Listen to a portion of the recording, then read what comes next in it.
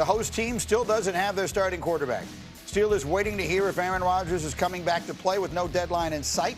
Their general manager, Omar Khan, spoke yesterday about how this uncertainty is affecting their draft process.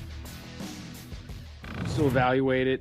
That doesn't change our evaluation process. We're still putting the guys up where they need to be, and we'll just see how it shakes out. It's all been positive and good, and I said this to you guys in March when we met. He knows how we feel about him, and we know how he feels about us.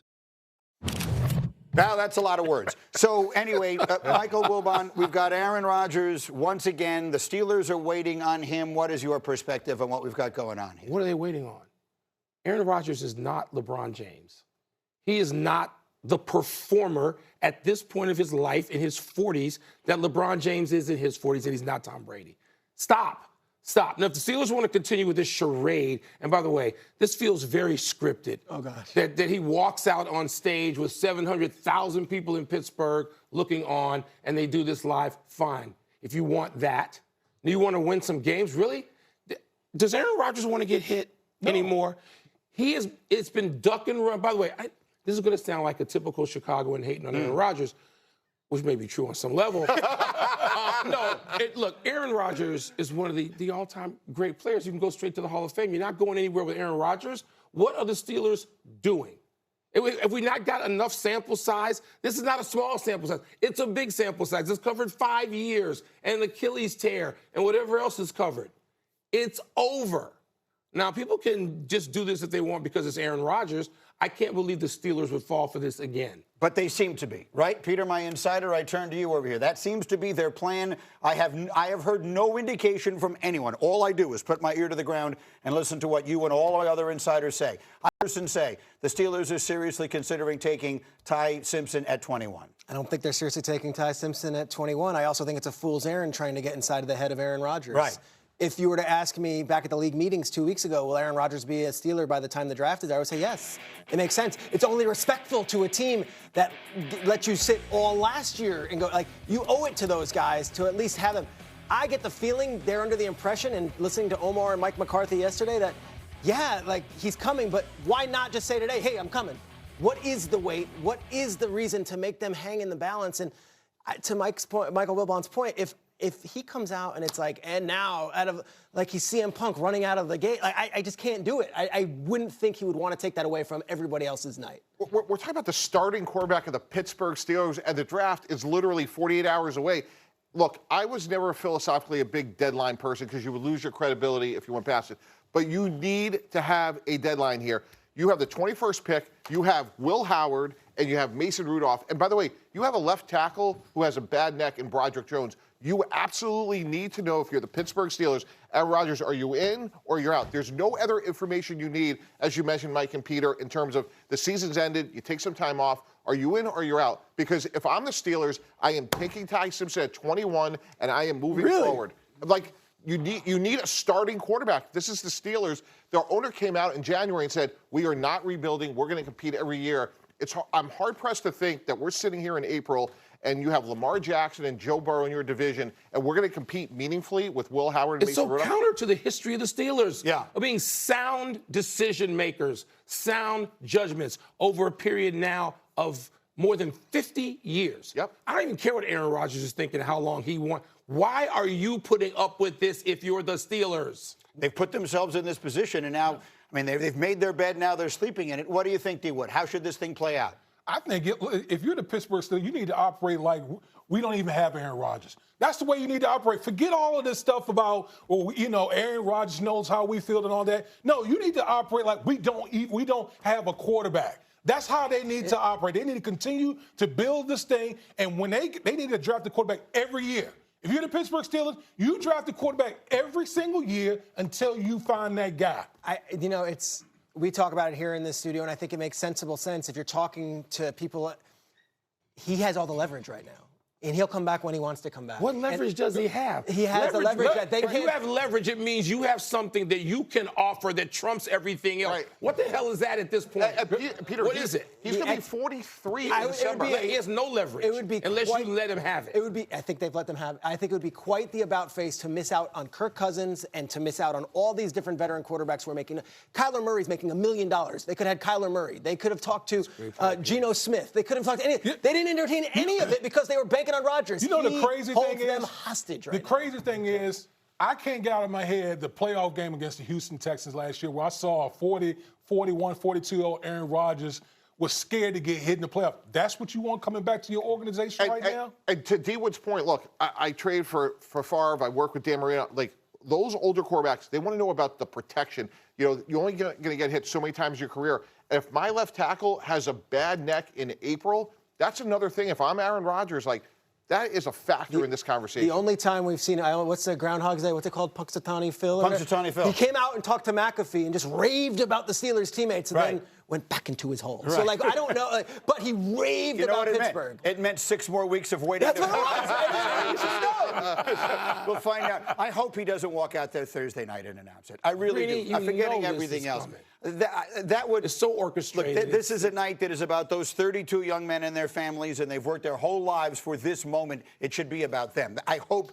Whatever else plays out here, I hope that's not what winds up happening. We'll go back to what should we be expecting from Jerry Jones's team? Greeny, it's a numbers game. They need a defensive player. You're looking at Mansour Delane right here. This is the top corner in the draft and potentially the only corner that will go in the first round on Thursday.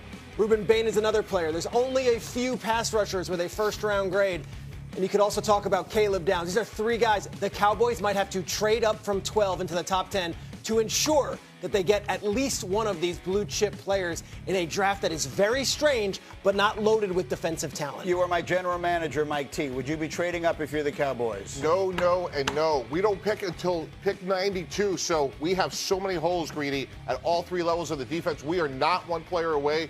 Those are all really good players, Peter, but we got to stick and pick at 12 and 20. If anything, we want to trade back a little bit so we don't watch 72 players go off the board until we pick again. They don't have a second-round pick is the point we're making here, so they pick 12 and then 20, and then again, as Mike says, not till 92. Another team that has 2 first-round picks, the New York Jets at 2 and 16. What are we hearing about them? Well, Jets fans, you like hearing this. There is nobody talking out of the Jets building. I could say this having covered the league for many years. This is the first time I can say this, that there are absolutely no leaks out of Florham Park. And yet everyone seems to think it's Arvell Reese. Guess what? The rest of the league doesn't feel that way. David Bailey is still very much in play at number 2, so much so that when I put out my mock draft tomorrow morning, which is my last and final one, I will be having David Bailey as the number 2 overall pick and not Arvell Reese, who you're seeing all over the internet now being But isn't Arvell the top Reese guy. maybe the better prospect, though, not the pass rusher? That is a perfect way to put it, Michael Wilbon. He might be the better prospect. He's 20 years old and has all the long-term stuff. David Bailey had 14.5 sacks and is the better player right now. And when you have a coach who probably needs to win games quickly, you want a guy who knows what he's doing immediately. Bailey with a more polished pass rush game than Arvell Reese has. The Jets also pick at 16. Do you want to see them do a little wheeling and dealing, maybe move around a little bit for a play? I wouldn't mind them moving up for a wide receiver. The Jets have 4 picks in the top 44. They got plenty of ammo if they feel like one of those premier wide receivers is within grasp. Because I don't know if, the Carnell Tate, Jordan Tyson, or Mekhi Lemons going to make it to him at 16. So they got the ammo to go up and go get a guy. If not, then we're talking about Omar Cooper, Denzel Boston. There are some wide receivers. We'll see if the Jets want to move around. And then the Giants this weekend join the list of teams that have 2 first-round picks, 5 and 10. Talk to me. Wheeling and dealing are now real power brokers in this draft. I have Arvell Reese footage here because if the Jets take Bailey, I don't know if Arvell Reese goes 3 or 4, meaning he would be surprisingly on the board at 5 for the Giants. You might say, well, they've got Abdul Carter.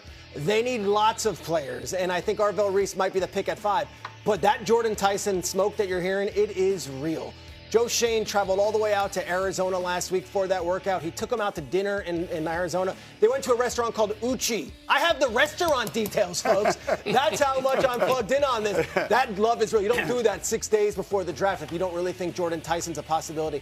I would think he's very much in play at 5. And if he's somehow still around at 10, very much in play at 10. You're worried about it, though, Mike T, because of the injury history. Right, and there's a great axiom that applies here. Malik Neighbors has all the ability in the world. He is hurt right now. You don't want to get another player at the same position who has durability concerns. And when you look at the data over 20 and 30 years, the one predictor is if you have durability concerns in college and now at a skill position where you're asking them to play 17 games, I would be very concerned that you would have Neighbors on one side coming off a big injury with Jordan Tyson, who has great ability, but his one concern is durability. I would look at someone like Cardell Tate for the Giants. See, what you're looking at defense and John Harbaugh putting his imprint on a team as he gets his first opportunity. Absolutely, especially at pick number 5.